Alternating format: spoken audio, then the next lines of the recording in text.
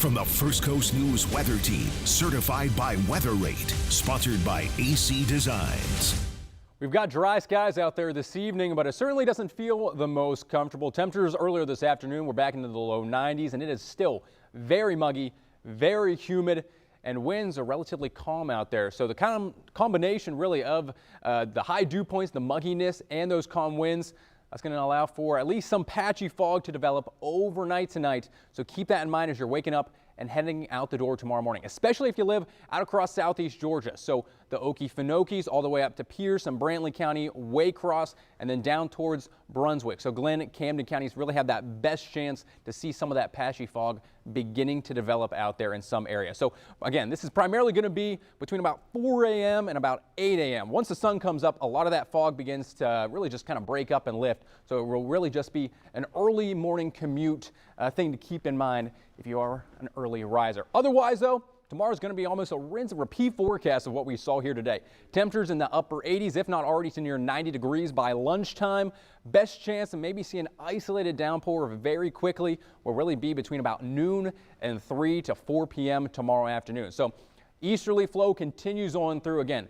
Going to be very sparse when it comes to rain chances tomorrow. Best possibility is going to be much closer to that I-75 corridor. So Columbia County out towards Lake City really is going to see that best chance to see some isolated showers tomorrow, and a similar story for Saturday. So most of us across the First Coast, especially that I-95 corridor, should generally stay dry here. But down towards Gainesville, perhaps you're a big Gator fan, you might see 1 or 2 showers roll on in right around kickoff time there on Saturday afternoon, 3:30. You can watch that game on ABC between the Hurricanes and the Gators. Again, isolated shower, maybe 1 or 2 rumbles of thunder around kickoff, but overall the rest of the game should be dry. It will certainly be pretty steamy though. Game time temperature is going to be in the low to mid 90s, only cooling off into the mid 80s by the time the game wraps up on then. But if you're not going out to the game, maybe you're just hanging out around Jacksonville. Kind of a similar story here. Temperatures low 90s. Real field temperature is going to be anywhere from about 100 to 103, 104 degrees. And Sunday, not a whole lot's changing. Still 90s, real feels in the triple digits.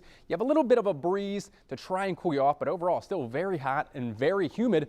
And the rain chances are still staying pretty low. We've got dry air circulating in for the next several days. So although the surface is very warm, very moist, that upper level air, pretty dry, doesn't really allow all that many storms to develop. And that's kind of reflected here. Rain totals less than 1/4 of an inch for many of us here over at least the next 5 days. But best chance for rain on the way.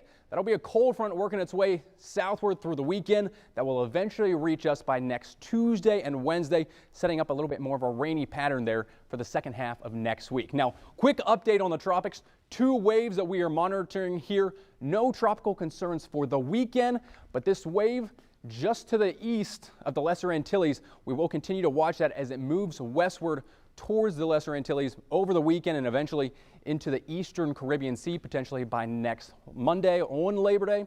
Could be our next named system. But until then, isolated rain chances the next few days. Rainier and cooler weather then by next Wednesday and Thursday. Thank you, Ross.